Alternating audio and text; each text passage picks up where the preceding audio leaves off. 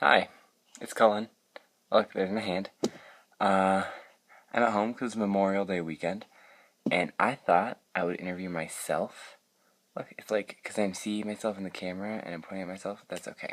I interviewed myself about Briar, Awakens, my first musical, because I'm making a little documentary about it. This means documentary. You know, spirit fingers. Alright, so, yeah, Briar Awakens is kind of what got me started. This is my first big thing that I actually wrote, and I'm really proud of it. I also actually directed it, so that's also special. It's my first thing, and so I also learned that I love directing, and I learned how writing and directing and everything is all crazy hard. Like everything that's worth doing, it's crazy hard.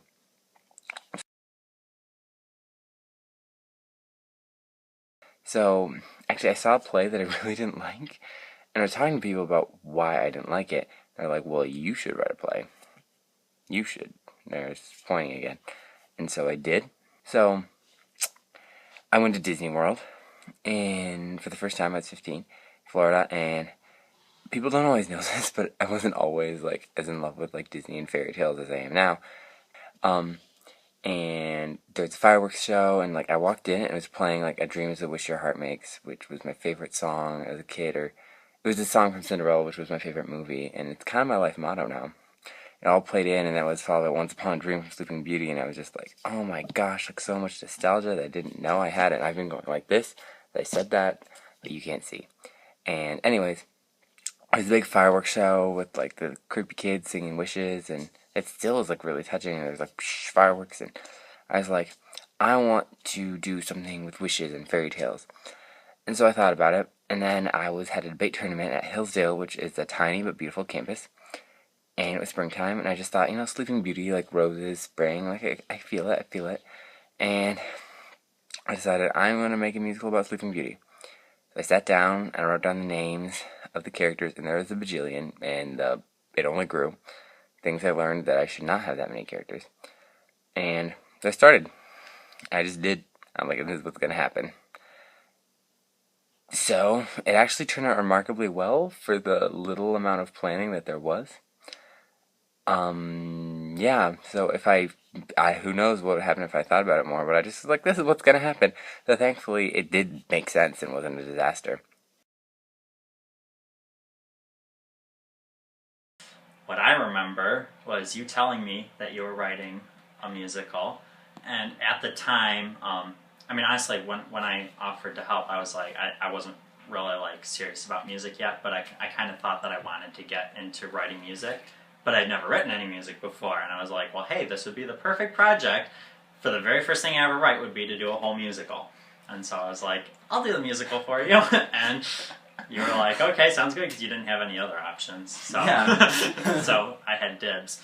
So that's how I got started, was just by saying, hey, I'll do the music, and I'd never written any music before that moment.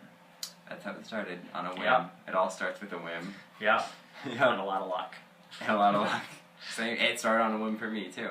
So, well, I grew up thinking all my life that I hated musicals. And one day, my sister said, Dylan, come with me to go see Les Miserables at the Fisher Theater. Because my mom doesn't want to go because it's in Detroit, and she's afraid we're going to get mugged. So I was like, alright, I guess I'll go, it'll be cool, it's in the Fisher Theater, it's historical. And so then, when I watched the play, my socks were knocked off, as well as my toenails and fingernails as well. So bloody.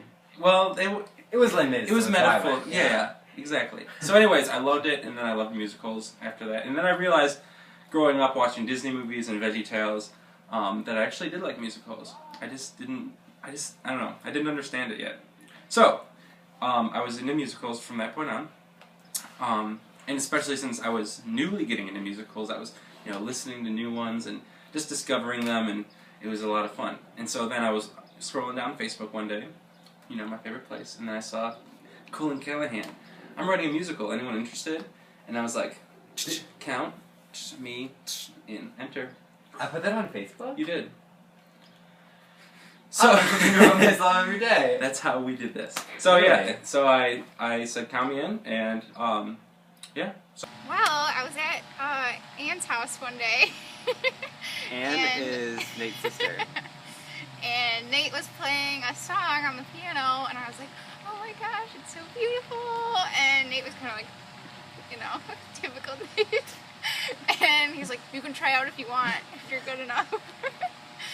And no, that's actually what he said. Okay. And then I heard more about it, and yeah, that's pretty much how it happened. Yeah, it happened. Yeah, when she commented on the Facebook page and said, "Can I sing a song from Wicked?" I realized that she had listened to at least one musical, and so I was excited. I'm like, this girl might be able to be the lead. And then she twirled out of frustration in her audition, and then I was just like, this is the person we need, someone who twirls in frustration. I was asked to try out through a friend. I was notified through a friend about the auditions, and I knew a lot of the producers and directors from church, so I was very comfortable with the group. However, I'd never done any kind of theater, so I was a little hesitant about doing that. But a friend convinced me to try out, so that went great, and that's how I got involved. Actually, Nate Weil helped me, kind of pushed me into it. Like, I didn't really want to do it because I've never been in a musical. And so he said it would be good for me, and that's how I got involved, actually. I first got involved by hearing that Colin and a couple of other people were writing a musical. And I got really excited because I really wanted to be in another musical. And Colin came up to me and told me that he wanted to audition. I went to the auditions and I saw a bunch of my friends there, and I got so excited because as soon as I saw everyone there, I knew it was going to be a fun musical. And I auditioned, and that's how I got the role of Aaron. We had some other really talented people. We had Matt Simpson, the organist at my church, did stuff with some orchestrations, and he also helped with singing, and he wrote one of the songs in a reprise. He's very talented. We had Danielle Senner come in and help with the dancing. I was getting, because I'm talking about the makeup person next, so sorry. The dancing, and she was almost like an assistant director. Like, I don't know, like, so many great ideas came from her. I don't know what I would have done without Danielle. She was amazing, and she did this really cool, like, choreography of Fires of Desire with, like, hip-hop and modern dance moves, and she could do, like, more traditional and your waltz. She's so amazingly gifted, and she helped me out a lot. I had Paul Senner, who's working on my next musical. In addition to Nate and Dylan, he wrote a song as well as made swords and choreographed the sword fighting scene. And we had, my mom helped with costuming, and then we had my sister as stage manager, and then Mary Rose did the makeup, and she's someone I had worked on projects before, her and her dad. And afterwards, Mr. Maher, her dad, and 411 Studios gave us a chance to record the Briar soundtrack in a recording studio. So we got a soundtrack, which is beautiful. I should show you one. I will do that later. And it's so amazing, and that I got that opportunity, and I'm really grateful for that. And so also Mary Rose I've heard, and she's never told me this, but other people have, that she has a CD or an album coming up, and I've heard some of her singles, so check those out. They're on YouTube somewhere. Search Mary Rose Maher, I think. Yeah, it'll come up.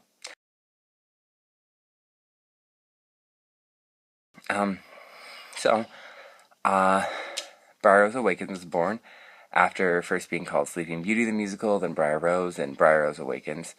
And it's really a story about growing up.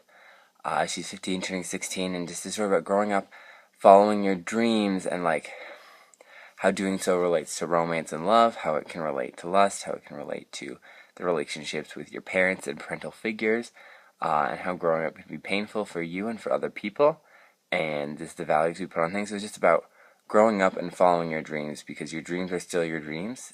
No matter what happens, they're still your dreams, and they're still part of you. So you should always, follow them and embrace them. They always don't always turn out the way you think they will. Like, she did not expect to be a princess in a castle. But sometimes they turn out better than the way you planned. She just planned to go on an adventure, but she got a lot more in return. So that's the show, in a nutshell. A good way to put it would be Cinderella on colloids. So not steroids, but colloids. So basically, you're taking the regular place Cinderella, and you're pumping colon into it, and so it just shines forth with your silliness and your creativity, your imagination, and so like. There's lots of animals, obviously, in the original play, but these ones talk, and they do have different roles, and obviously the fairies, there's a lot of fairies, but you gave them a little bit more distinct characteristics. So just stuff like that. Just there's a lot of creative liberties taken to Cinderella, but just in a whole different way, which is it's a fun way to tell a story. You know this wasn't Cinderella, right? The next one we're working on is Cinderella. Yeah. I was joking with you guys. This was Sleeping Beauty. Okay, I was like... So basically, it's Sleeping Beauty on colloids. Okay. Because Sleeping Beauty is the one who touches the spindle and cuts her finger. Yes. Yeah. Alright, I gotta get going. So I was basically asleep for the whole musical, you know. He was Cinderella, not Sleeping Beauty. I'm joking. I'm joking, colon. So anyways, it's Sleeping Beauty colon style. So imagination, creativity, and newness.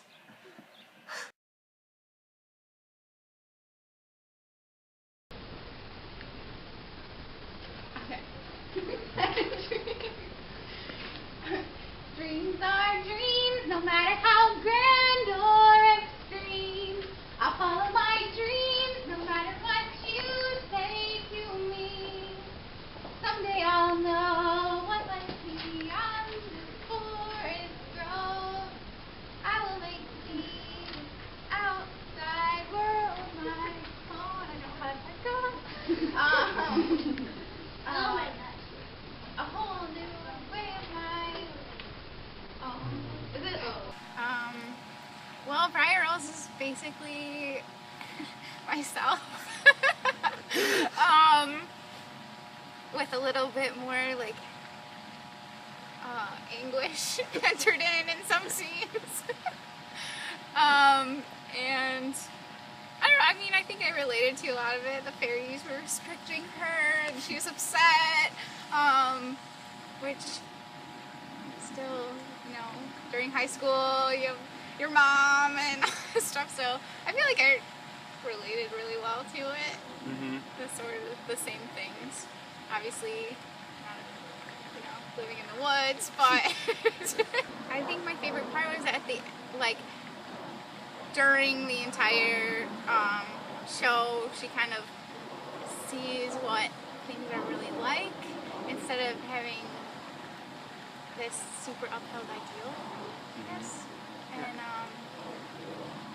that was kind of cool. At the end, you're kind of like, oh, this is what things are really like. And she learns a lot. Yeah. I feel like it's kind of me too, like that point in my life, you know. I love the little animals, the little kids that were playing the little animals, and those scenes were always so much fun to do. I looked forward to them so much. Of course.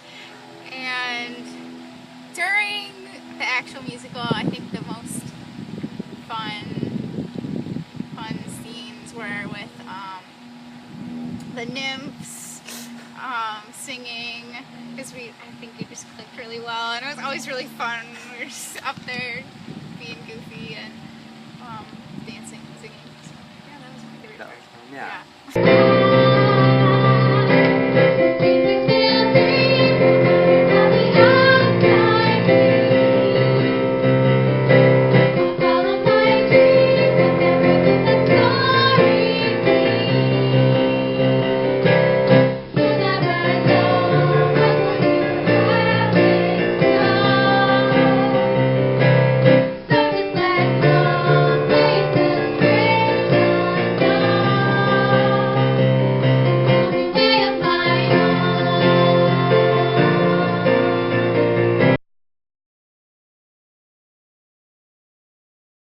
Lewis has got a lot of things going on in his life. He's got he's heir to the throne first, so you know, he's going to be king one day. He's pretty much set. He's got women all around him. He can sword fight. You know, he's got a lot going for him. Yeah. But with all that, the song, I guess, kind of shows that he still is feeling like that emptiness. Yeah. He's feeling empty. He feels like he's missing something. So that's where Briar Rose comes into play. He knows there's something out there for him. Yeah. Honestly, it was a lot of fun dancing. Mm-hmm. Yeah, like the ballroom dancing. We worked with Danielle, and she showed us a lot of really cool stuff. So I'm glad I got to do that. It was a great experience. That was a whole new world for me. Honestly, I had never done anything. I never had any experience with theater or music or dancing. But once those rehearsals started, yeah, I was kind of, you know, tossed into that world, and I learned so many new things. So yeah, right off the bat, I started learning about music, which was great. I think it's a great experience. Yeah. I'd say that's what I brought to the table: that passion, that intensity, to the character of Lewis, and I think it ended up great. I'm happy with how it came out. Yeah. So. Maybe it's because I'm actually secretly evil, but yeah, exactly. Actually, you shouldn't send this interview out because then everybody know my secret. Yeah, we'll take care of that. I thought she was actually a really funny character because just from how the entrance of Discordia, just coming in and acting like, oh, the reason why I'm so mad is because I wasn't invited, when really she's just a bad person all around. I thought that was kind of funny. Like, just making excuses. I mean, evil, that's how you describe her. I base her off of a Roman goddess, one from the Trojan War, who started it because she wasn't invited. So, pretty evil. But I definitely had to practice a lot for definitely the ending scene, and a lot of the screaming and the laughing, that took forever to nail it. And I just remember one time, I was in my room, and so was Rachel, and we were just blasting, I think the track. I think Nate made me a track to listen to. And we were literally screaming the words just so I could get, like, more energy for it. And yeah. I think it actually helped, and I think yeah. it did. It worked. It really did that, yeah. Well, my scene was, like, the best, of course, because it's me, evil. I think everybody loves an evil person, too. Like, everybody secretly loves the bad guy. But I just loved being able to boss everybody around on stage, because I think that's always my secret desire for it. And I just had a lot of fun doing it. Danielle came in and helped with the dancing. That was, like, so fun.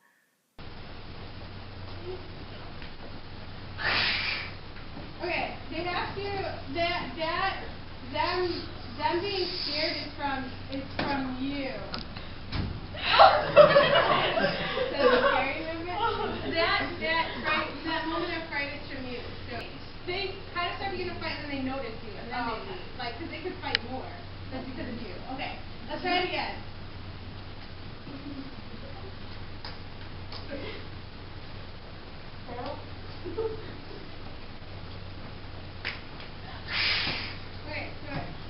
Yeah, that's fine. Good. Okay, so you're seeing the suffering apart, right? Yeah. Okay. So that's here. Suffering apart, and then that gets you guys going. So what's the next time? Tears of morning are my daily food and drink. The crux of my life, my only desire, no creature can escape my wrath. Oh, dark fire, shade fire, burning and consuming. Hellfire, black fire, raging through my heart. A desire that cannot tire, a hungry heart on fire, a desire for pain and agony. I went to all the rehearsals, even when I didn't have to be there, because I just loved watching it all grow. I liked the music a lot, and so I just wanted to be there, and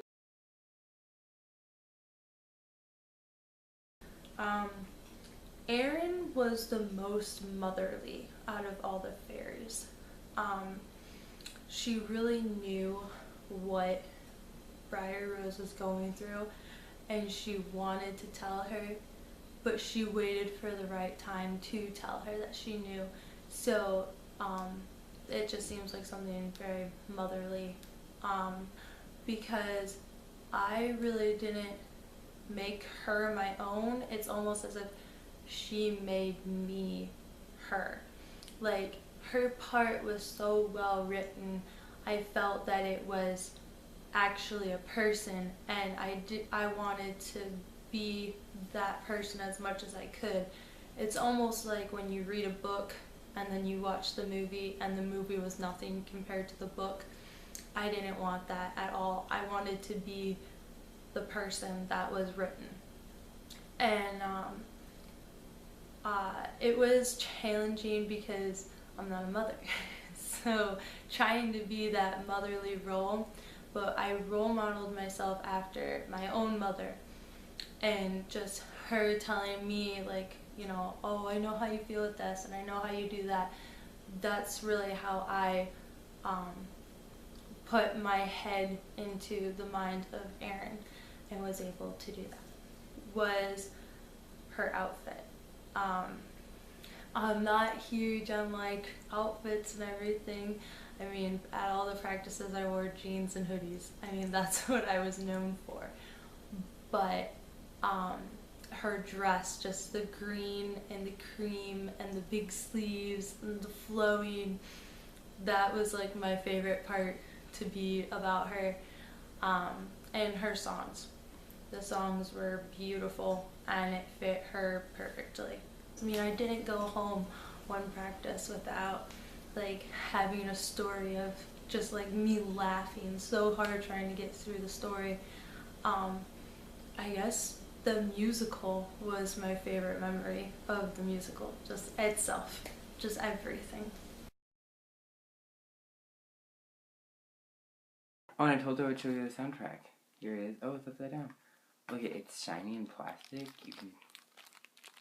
Can you hear the crinkling? The first song, probably, like honestly I don't remember when we got started with things, but the first song basically took longer than every other song combined.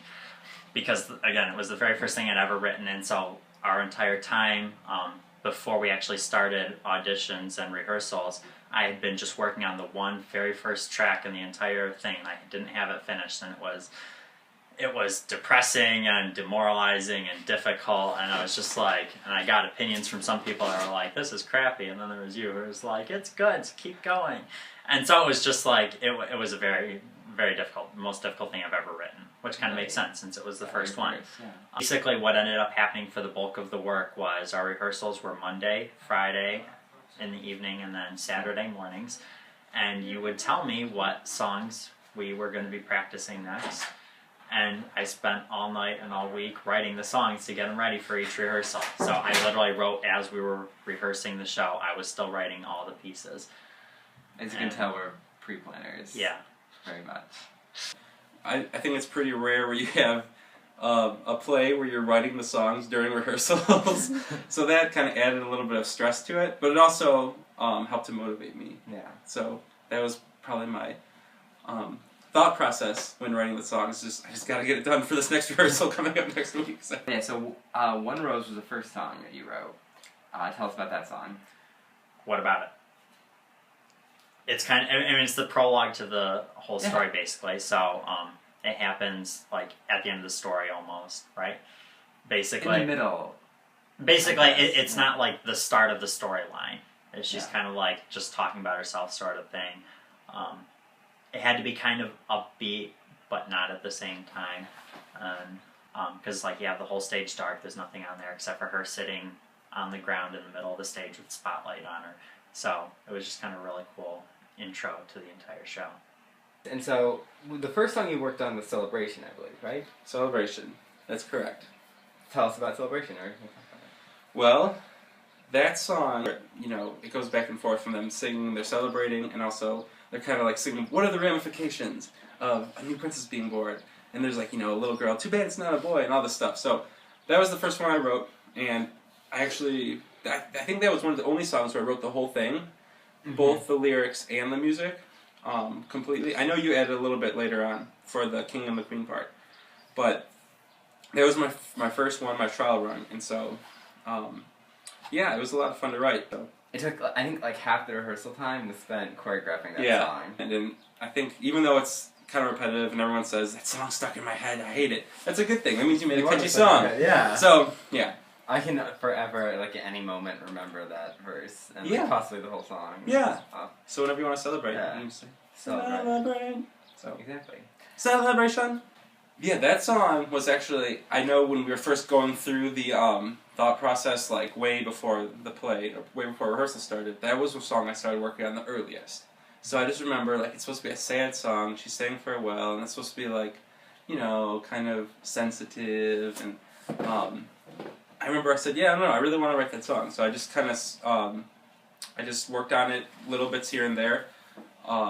Unlike a lot of the other songs where I was really rushed and I just had to get something down. So, like Fires of Desire, it's a little bit different than my normal thing where it's more, you know, jumpy and silly. So, yeah, I just put a lot of steps into it, and I think it worked out well because I think out of all the songs, I think that one maybe sounded the most like it belonged in a musical.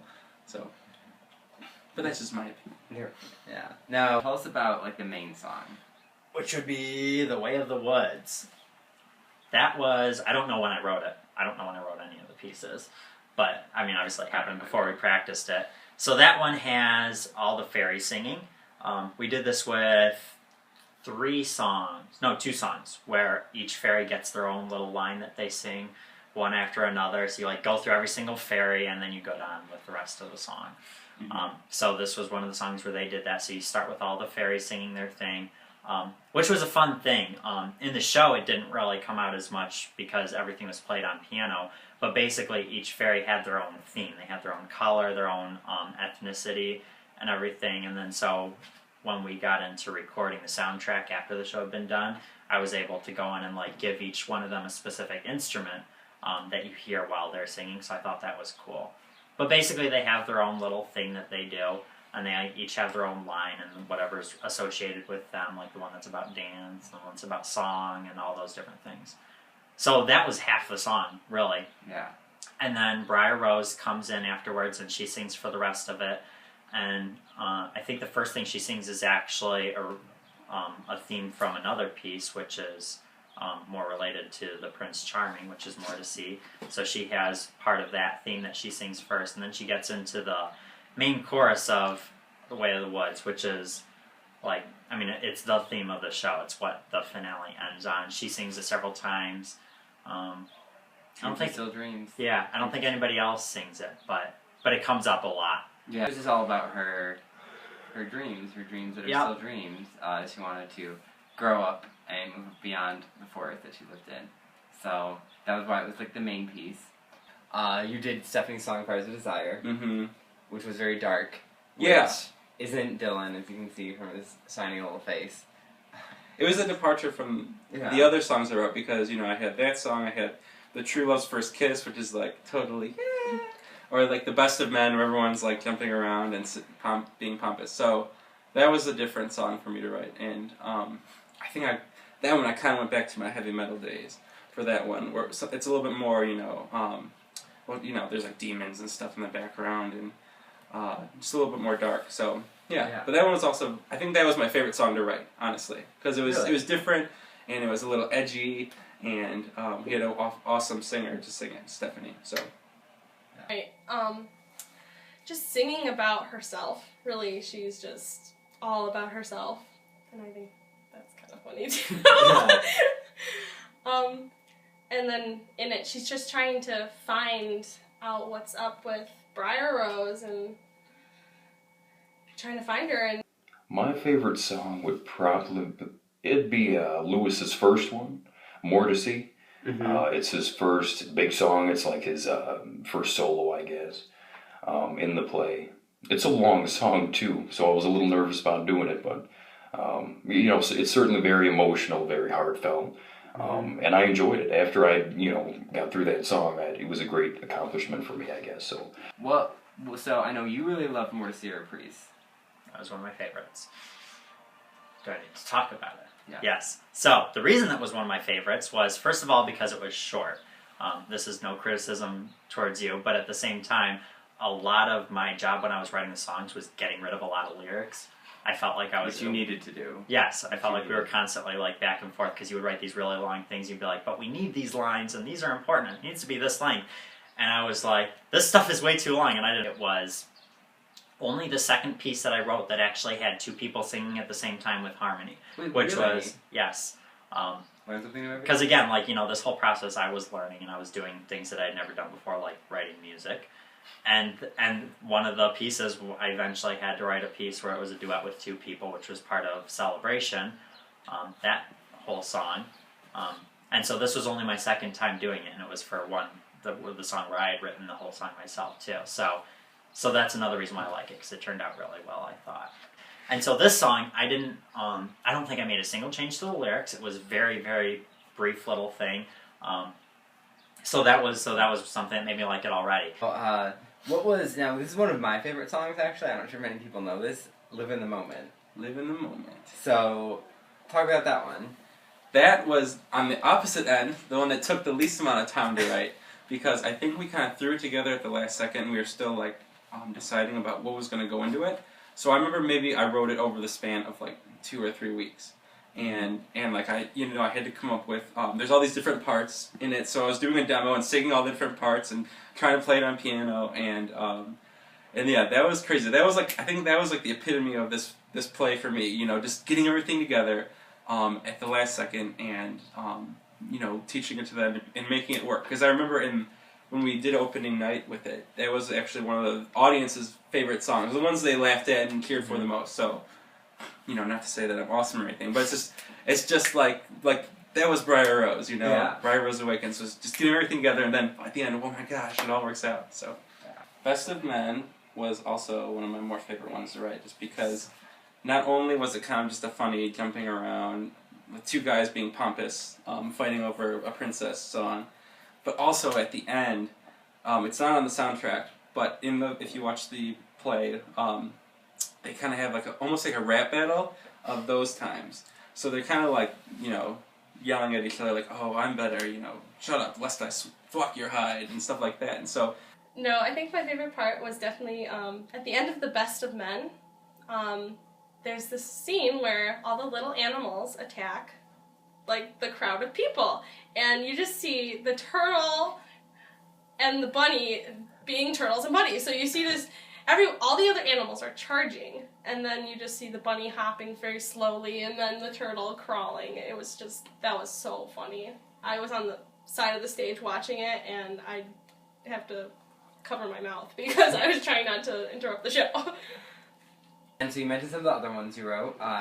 So you wrote True Love, which I still feel bad about the lyrics that I wrote, because I wrote so many, and they were all so sappy.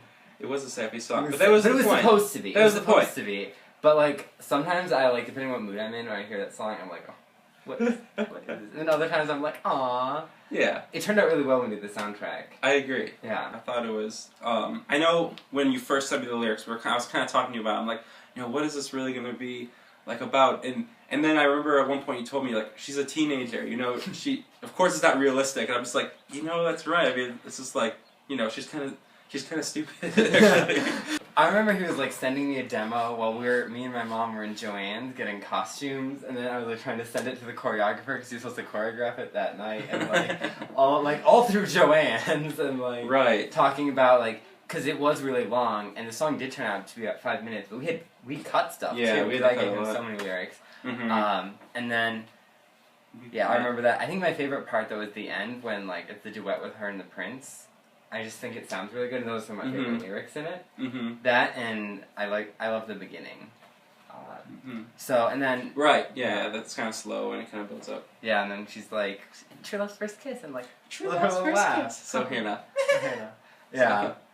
True Love was my favorite for, with the little animals and, dancing around and everything. But I think actually singing-wise, probably the choice, or actually the reprise of More to See because it was so pretty and like it fit together so well with Aaron singing "We Got It Right" finally. But yeah. My favorite of all those has to be, and not being biased because she's my little sister, but the part where Briar Rose was singing to Charming and he picked up the bunny, which was my little sister Rosie, and she wrapped her arms around him, and just hearing the audience's reaction to that made it my favorite. Just the oohs and the ahs and oh, it's so cute. That's what really made it my favorite moment of the musical for me. The finale was the last one we wrote. I think it was the second last song we wrote, with the fairies putting the castle to sleep, and it's called Sleeping Beauty, and had been up against up against. We have footage of it, so we're going to talk about it because we can show people the footage. I'm talking about too. It's one of my favorite songs too. One of my favorite, and had been up against a wall because it literally is about putting people to sleep. Like, how do you make that fun? And we were just thinking about it, and then actually I wrote it for my mother. I'm not sure if she knows this, so she'll find this out now. But because I don't know, I was 17. I had just turned 17 during the production, and I was, you know, angsty teenager, and like it was. I felt bad because, you know, obviously my mom really loved me, and I was like, I don't know, it's gonna just be obnoxious. They're just kind of like wanting to grow up, and I had all these plans. I was going away to college, and I was gonna move away,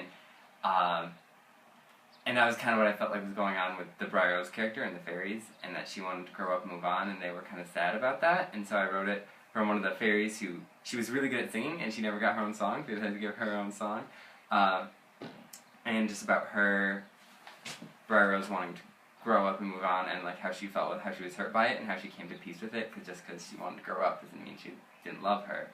So that song has a lot of meaning for me personally, and I think it turned out really good. So what do you think? Like, okay, so yeah, I can't believe I forgot about it, because that is one of my favorite songs too. It was very different from the rest of them, for me musically, the way I wrote it and stuff. The whole, it's a lot darker of a scene. Again, it's about putting everybody to sleep, so the stage is darker, and I just always kind of associated the song with the color blue. That's something I do. I kind of always picture a color with songs, and so I associate it with like a dark blue. It's very calm.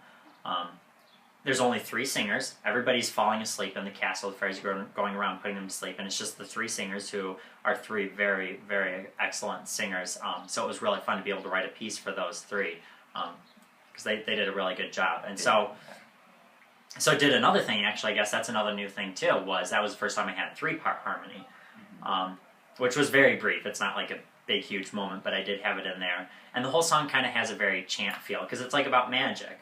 And so it wasn't like legit chant, like I didn't go crazy into Gregorian chant or anything. But it is kind of more like that. It's very calm, kind of, I don't know if melodramatic is the word, probably not. But Dylan's nodding his head, so melodramatic.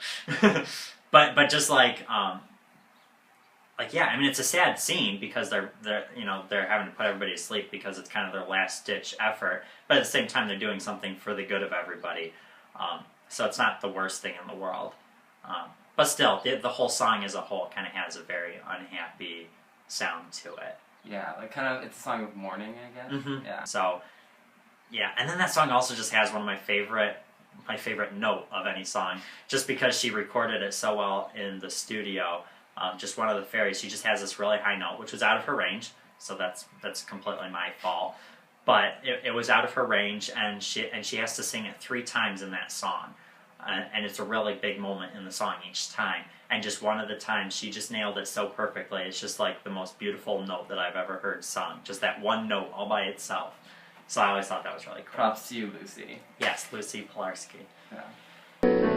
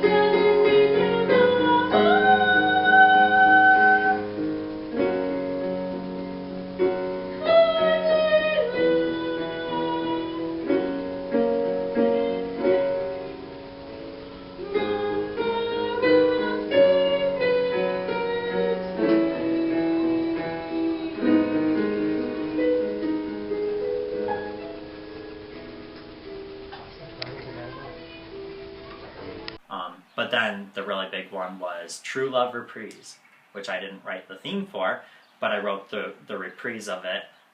And it's kind of, it's the second to last piece in the entire show. It's after like the witch has been killed and all that stuff. And it's kind of like a huge romantic scene between Briar Rose and Prince Charming, Louis. And so it's basically just a big, huge love duet between them. Yeah. So they're singing, and so it's got all the harmony stuff that I was enjoying. I really liked the theme, which was written by Dylan Frazo, so it was fun to work with. Yep. He's And then people, so that's hiding behind the scenes. Whoa.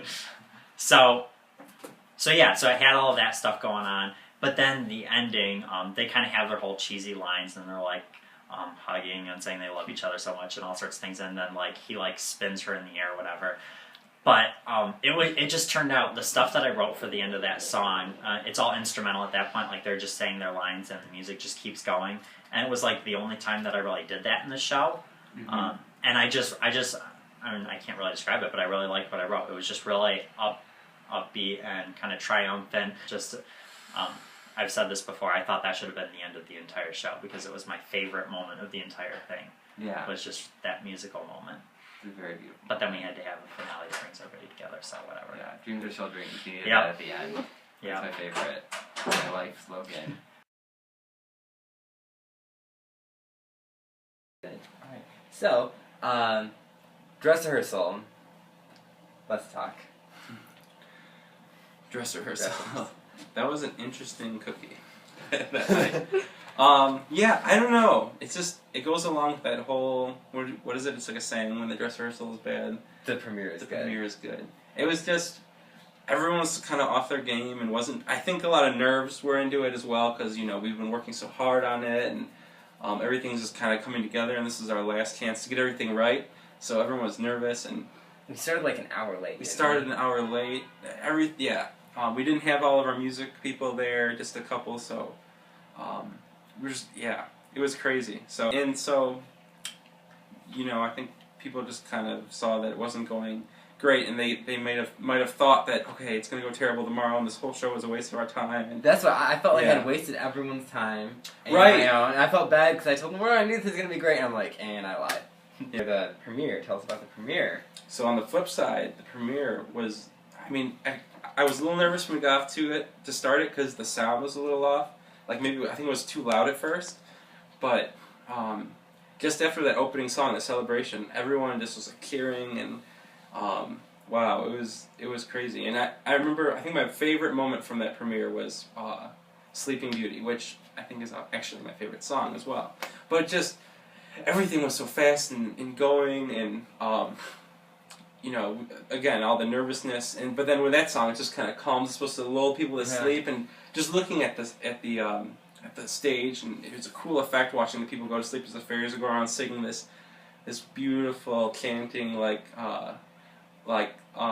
song, and they're doing like the 3-part harmony, and it's just like, oh my gosh. And then at the end, when, you know, Lucy sang that like final note, it was just like, wow, you know. At that moment, I think we kind of realized, like, we actually did it, you know, we did it. Yeah. You know, so it was a great moment for me, and I just remember feeling a lot of pride in the way that, you know, I was really proud of all these people I worked with, and that we were able to put this show together and it worked. So yeah, it was cool. And then, of course, at the very end, everyone was like doing a standing O before it was even over. And I remember afterward, me, you, and Nate just came up to each other, like, we did it! We were like little girls, like, after winning like a soccer game. Yeah. So, yeah, it was awesome. I thought it was funny, at the very end of the show, they thought that the finale was the end, like, while it was happening, I guess they thought that was the bows or something, so everybody started cheering at that point, like when they started coming out to sing the finale. But just the audience's reaction was the coolest thing ever, and that's what I remember for that first night. Me too. Thanks all for watching this making of video. Thank you for everyone who participated in the play and saw the play, acted in it, costume set, Oak Arbor, where we got to perform, Austin Catholic, where we got to rehearse, and 411 Studios, where we recorded our soundtrack. I want to thank all those people, and I want to thank you all for watching it. And I wish you all happiness, and I hope hope you get to watch and check out the video. You have a wonderful, beautiful day.